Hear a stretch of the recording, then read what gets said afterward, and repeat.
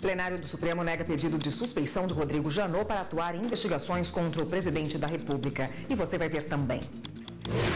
Polícia Federal e Ministério Público cumprem 64 mandados de busca e apreensão em São Paulo, Brasília e Mato Grosso. Entre os endereços está o do ministro Blairo Maggi.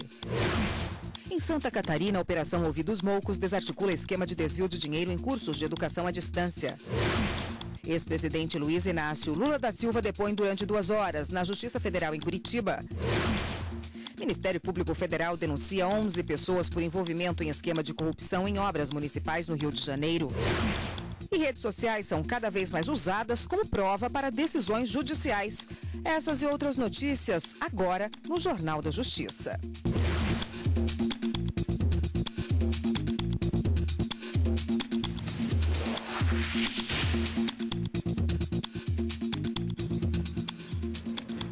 Olá, boa tarde para você. A Polícia Federal e o Ministério Público Federal cumprem mandados da Justiça em 64 endereços em várias cidades no Mato Grosso, São Paulo e Brasília. Participam da ação 270 policiais federais e membros do MPF. Um dos alvos da operação é o ministro Blairo Maggi. Ao vivo, quem tem as informações para a gente é o Gabriel Ciafei. Boa tarde, Gabriel. Oi, Érica, boa tarde para você, boa tarde a todos. Os mandados foram expedidos pelo ministro do Supremo Tribunal Federal, Luiz Fux. Nessa operação, a Procuradoria-Geral da República e também a Polícia Federal investigam um suposto esquema de corrupção em Mato Grosso.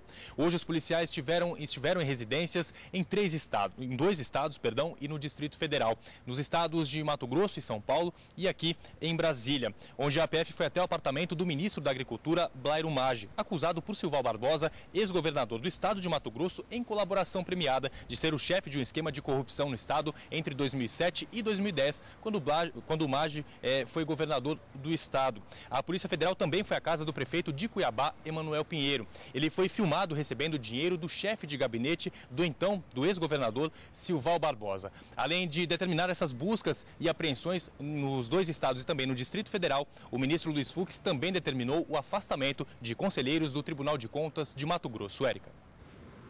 E, Gabriel, a Polícia Federal está cumprindo também mandados em Santa Catarina, não é mesmo? É isso mesmo, viu, Érica? Nessa outra operação, a Procuradoria-Geral da República, o Tribunal de Contas da União e a Controladoria-Geral da União investigam um suposto desvio de dinheiro público que atingiu a Universidade Federal de Santa Catarina. Segundo as investigações, verbas de custeio, bolsas e também outros benefícios foram dados a pessoas que não integravam a universidade. De acordo com as investigações, mais de 80 milhões de reais foram repassados ao programa Universidade Aberta do Brasil. Hoje, os policiais cumpriram 5 mandados de condução coercitiva, 16 de busca e apreensão e 7 de prisão temporária. Um deles contra o reitor da Universidade Federal de Santa Catarina, Luiz Carlos Cancelheiro de Olivo. Érica, é com você. Obrigada, Gabriel.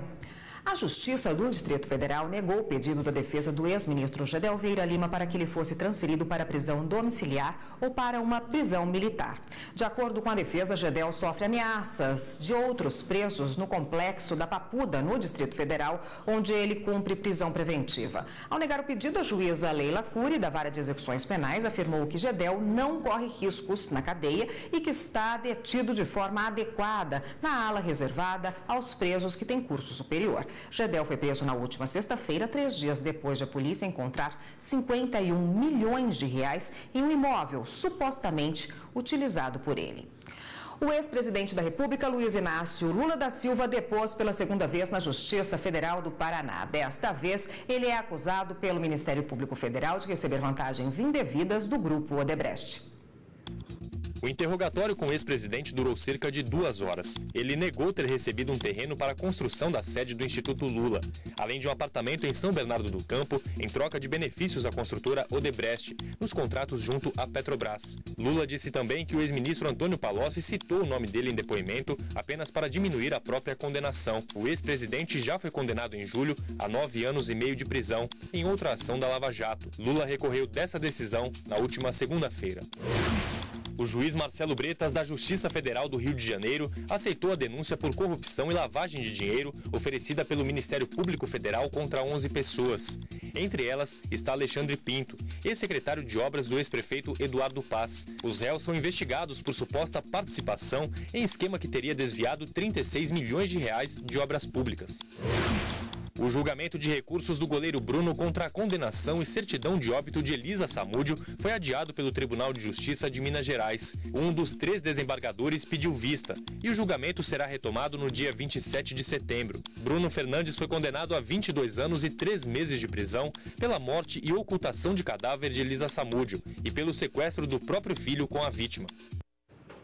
O Ministério Público Federal denunciou o ex-secretário de Obras do Rio de Janeiro e mais 10 pessoas por um esquema de corrupção em obras municipais. A denúncia é resultado da Operação Rio 40 Graus, realizada em conjunto pelo MPF, Polícia Federal e Receita Federal. 36 milhões de reais apenas em propina. Esse foi o volume de dinheiro desviado de 2 obras municipais no Rio de Janeiro, da Transcarioca e da recuperação da bacia de Jacarepaguá. O Ministério Público Federal no Rio denunciou 11 pessoas por participação no esquema de corrupção. O ex-secretário de Obras do Rio é um deles, Alexandre Pinto da Silva. 2 executivos da empreiteira OAS também foram denunciados. Essas investigações fazem parte da força-tarefa da Lava Jato e mostram que a organização criminosa tinha uma estrutura bem definida, dividida por tarefas em 3 áreas. O núcleo econômico, formado por executivos das empreiteiras do cartel contratadas pelo município do Rio de Janeiro para executar as obras. O núcleo administrativo, composto por agentes políticos e servidores públicos, responsáveis por solicitar e administrar a propina recebida pelas empreiteiras. E o último núcleo era o financeiro operacional, função receber e distribuir as vantagens indevidas, além de ocultar a origem desses recursos por lavagem de dinheiro. Esmeraldas, muitas delas. Em uma busca e apreensão foram encontradas pedras preciosas, que, segundo as investigações, indicam uma das formas de como o dinheiro era lavado.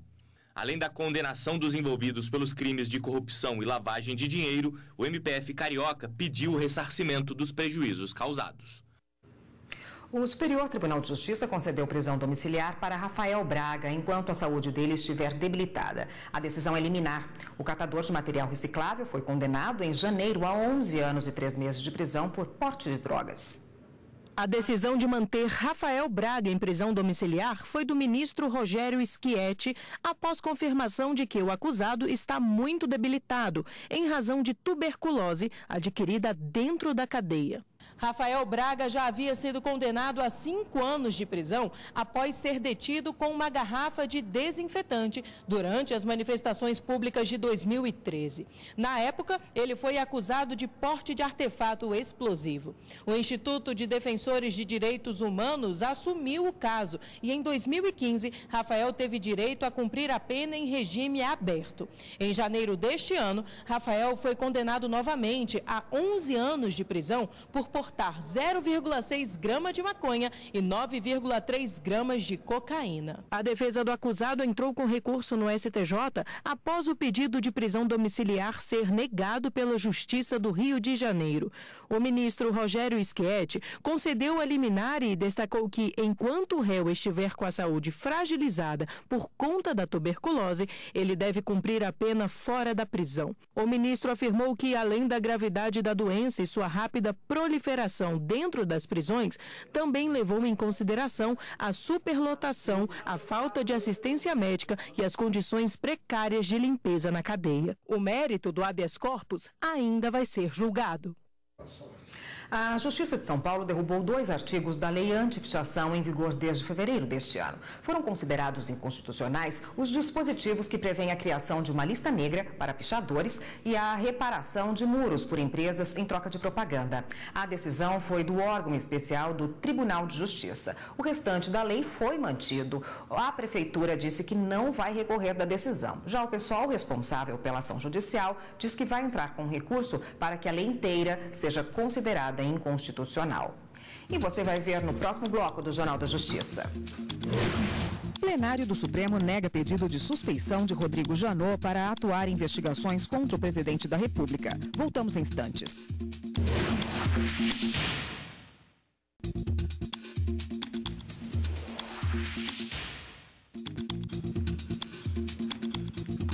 Uma rede de hipermercados vai ter que indenizar um empregado acusado de furtar um boné. A decisão é do Tribunal Superior do Trabalho. E a repórter Gisele Mourão, ao vivo, traz os detalhes para a gente. Boa tarde, Gisele.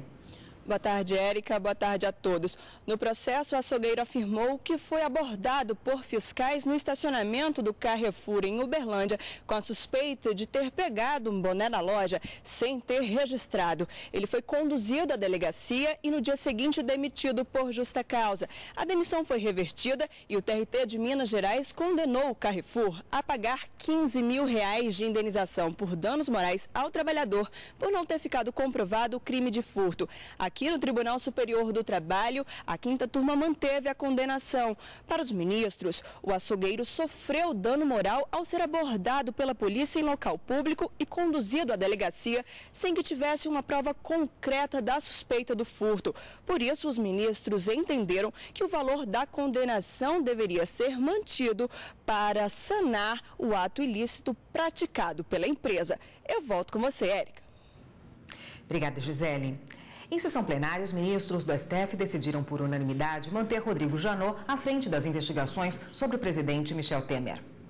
A defesa do presidente Michel Temer pediu que Rodrigo Janot fosse declarado suspeito, alegando perseguição pessoal.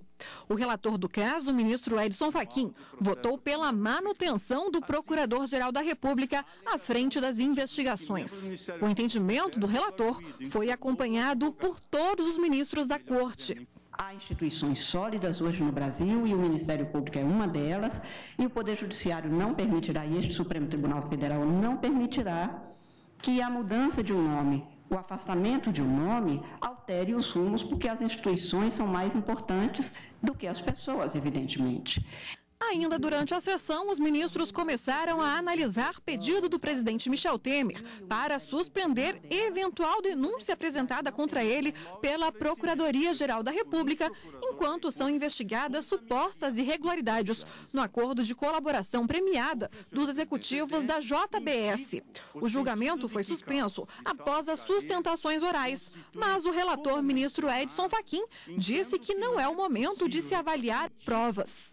Reitero que não é viável, neste momento e nesta ocasião, avaliar a licitude das gravações implementadas pelo colaborador no caso.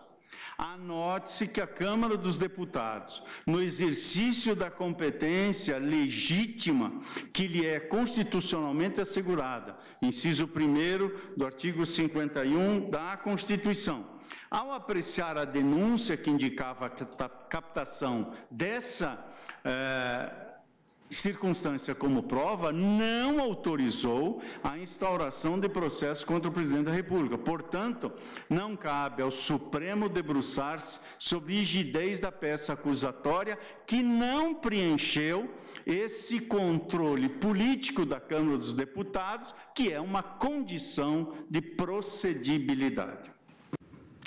E a presidente do Supremo Tribunal Federal, ministra Carmen Lúcia, já marcou para a próxima quarta-feira a retomada desse julgamento do pedido do presidente Michel Temer para que o Procurador-Geral da República não possa apresentar outra denúncia contra ele.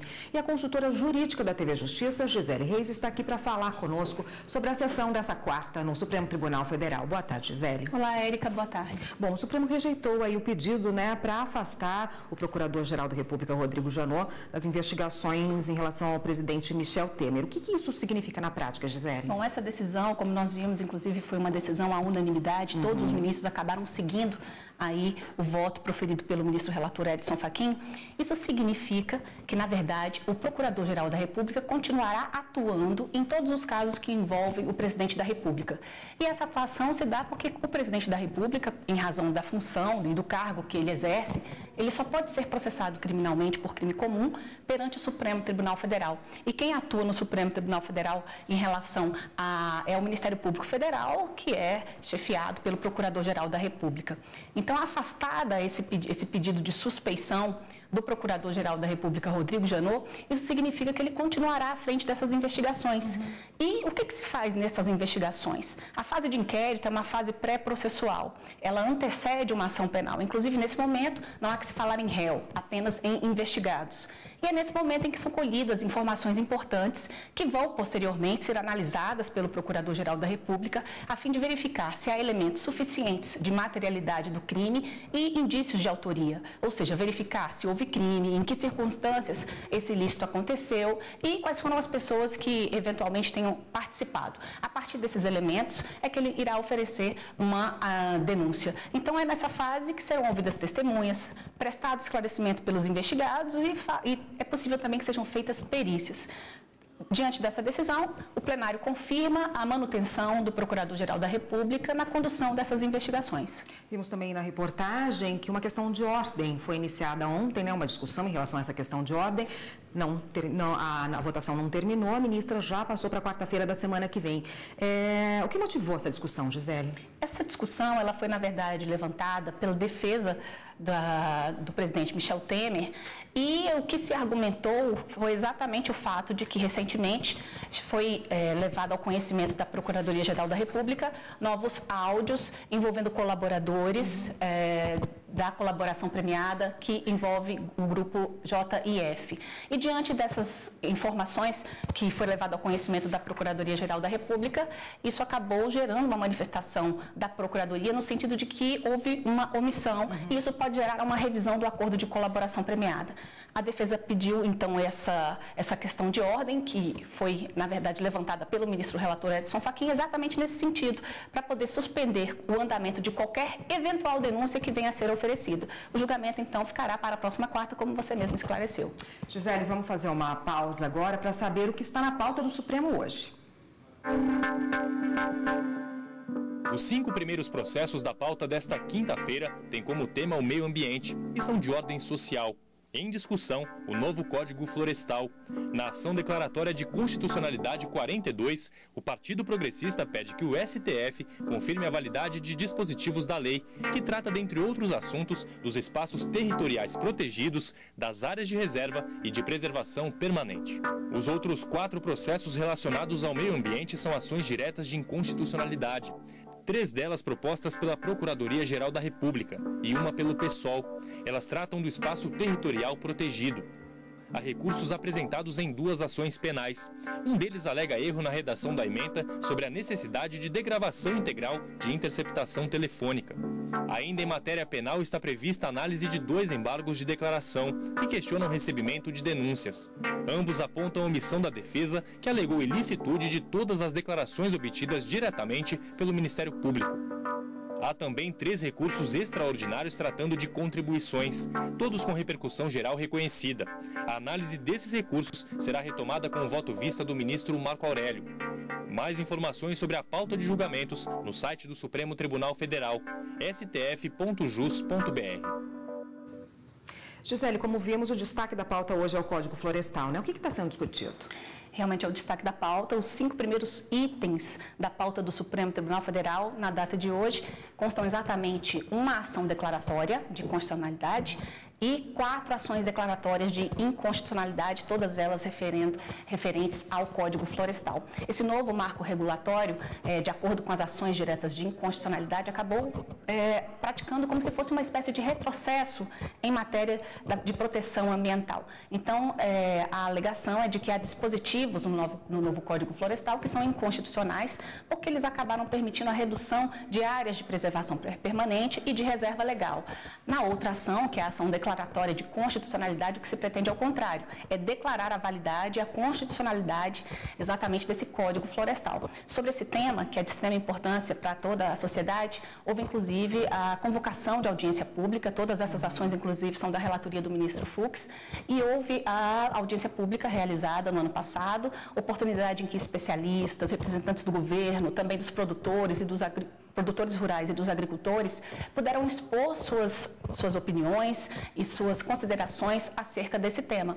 Então, na sessão de hoje à tarde, provavelmente serão os primeiros itens a serem chamados e os ministros deverão avaliar a constitucionalidade acerca dessa questão. E certamente eles levarão em consideração o que foi decidido, o que foi discutido em audiência pública, as conclusões de cada um dos interessados que acabam contribuindo para a discussão do tema, até porque porque nessa questão não está em discussão apenas questões jurídicas, mas questões técnicas com reflexos, inclusive, na economia. Tá ótimo, Gisele. Obrigada pela sua participação por hoje. A gente se vê de novo semana que vem. Eu que agradeço. Até lá. Até. E você vai ver no próximo bloco do Jornal da Justiça. Redes sociais são cada vez mais usadas como prova para decisões judiciais. Os detalhes já já.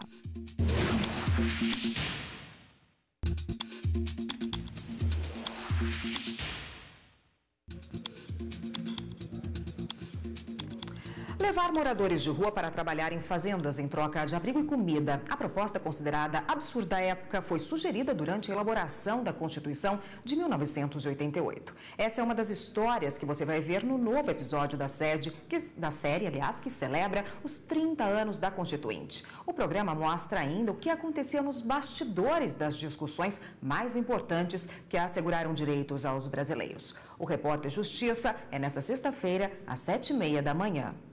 O vice-procurador-geral eleitoral Nicolau Dino participou da última sessão no Tribunal Superior Eleitoral nesta quinta-feira. Nicolau Dino foi por 18 meses o representante do Ministério Público nas sessões plenárias do Tribunal Superior Eleitoral. Ele participou da última sessão na Corte nesta quinta-feira. Eu sou muito grato à vida e ao destino por ter tido a oportunidade de atuar como membro do Ministério Público perante a mais alta corte eleitoral do país. Em nome do tribunal, acredito, posso dizer que tivemos o prazer de trabalhar com Sua Excelência aqui nesta corte. Tivemos um diálogo profícuo e certamente construtivo, e creio que todos nós vamos guardar de Sua Excelência uma boa memória. Na despedida, o vice-procurador-geral eleitoral, Nicolau Dino, afirmou que quase 18 mil processos tramitaram pela Procuradoria durante a gestão dele. Tramitam no Tribunal Superior Eleitoral as mais intrincadas questões, as mais controvertidas questões, os mais polêmicos casos das maiores eleições que ocorrem em todas as Américas. E isso significa dizer, portanto, que o Tribunal Superior Eleitoral e a Procuradoria Eleitoral se debatem com as maiores questões, os problemas mais candentes, mais sensíveis e mais complexos do funcionamento da maior democracia das Américas. Compartilhar na internet fotos da última viagem, do ano novo, do carro novo da família ou até mesmo dos eventos sociais com amigos é bem comum e natural, né? E por isso a Justiça tem aceitado como provas nos processos informações levantadas nas redes sociais. Luana trabalhou por um mês em uma academia. Durante esse período, ela descobriu que estava grávida. Mesmo assim, acabou sendo demitida. Pela lei, ela teria direito à estabilidade gravídico. Mas o ex-patrão alegou falência e fechou as portas. O problema é que logo depois ele abriu outra academia com outro nome. Luana só ficou sabendo por causa das redes sociais. A gente conseguiu reunir essas fotos, né? Fotos dele em outra academia, fotos dele dando aula, fotos dele, vários tipos de fotos que comprovam que ele realmente tem condições financeiras de arcar com o que é direito meu, né? Com o que ele tinha que ter arcado antes. Com as informações da rede social, Luana recorreu à justiça. Ele foi condenado ao pagamento de quase R$30 mil referentes à rescisão contratual, estabilidade gravídico e hora extra. O processo transitou em julgado e está na fase de execução. Os direitos trabalhista, penal, de família e civil têm usado os conteúdos das redes sociais como provas nas ações. Um outro exemplo ocorreu em Várzea Grande, no Mato Grosso. Uma mulher foi condenada a pagar a dívida que tinha com uma diarista e mais R$3 mil por danos morais, tudo com base em fotos divulgadas em redes sociais que mostravam que a ex-patroa ostentava bens, viagens e serviços usados por ela. O monitoramento das redes sociais tem sido usado também pela Receita Federal para localizar bens e identificar pessoas usadas como laranja. As fotos são indícios que se somam a outras informações, como as bancárias e as declarações de imposto de renda. Bom, e a repórter Carolina Chaves está com um especialista nesse tipo de assunto que vai falar conosco sobre como as redes sociais estão cada vez mais sendo usadas em demandas judiciais. Carolina, boa tarde. Boa tarde, Érica. Boa tarde a todos. Eu vou conversar agora com o advogado especialista em direito do trabalho, Dr. Frederico Alvarenga. Dr. Frederico, qual a validade jurídica das fotos e dos conteúdos de redes sociais como provas em ações judiciais, né? Até onde eles são aceitáveis? Boa tarde. Boa tarde. Hoje, com a evolução da tecnologia, temos que entender que as redes sociais, elas acabam sendo uma extensão do indivíduo. Então elas funcionam como prova do dia a dia do indivíduo. Não havendo nenhuma ilicitude na coleta desses dados e não havendo nenhuma quebra de sigilo indevido e previsto em lei, ela é totalmente cabível. O ônus da prova, ou seja, quem alega é quem deve provar e, portanto, apresentar as fotos das redes sociais numa ação, né? Mas numa investigação e um juiz ao decidir um caso, eles podem, por conta própria, fazer uma busca em redes sociais para investigar e também para decidir? Perfeitamente, isso vem acontecendo. A legislação pátria, ela incumbe o ônus da prova a quem alega. Mas muitas vezes temos que entender que a prova é do próprio juízo. E quando falamos de autoridade policial, dentro do próprio dever da autoridade policial está de investigação. E ela pode investigar, e as redes sociais, sendo algo aberto e público, não tem nenhum empecilho. Caso ela tenha interesse em alguma prova que seja resguardada por algum método criptográfico, ela teria que pedir uma autorização judicial. Nós vimos na matéria que em todas as áreas do direito, né, se admitem fotos e conteúdos de redes sociais como provas no processo. Isso é muito comum usado pelo trabalhador, até porque é a parte mais fraca. Mas o empregador, o patrão, ele pode também fazer uso dessas provas para justificar uma demissão, por exemplo? Claro, a prova, como eu já disse, ela é do juízo. E as partes vão usar as provas da maneira que melhor lhe couber. Então as provas podem ser usadas pelo empregador, inclusive para justificar uma justa causa. Temos diversos casos na jurisprudência pátria aí que vem acontecendo exatamente, onde o trabalhador muitas vezes profere injúrias, calúnias e fere a honra do empregador e sofre uma demissão porque colocou isso numa rede social. Ok, muito obrigada pelas informações e pela participação aqui no Jornal da Justiça, primeira edição. É com você, Érica. Obrigada, Carolina. Esta edição do Jornal da Justiça fica por aqui. Para você, uma ótima tarde. Até amanhã.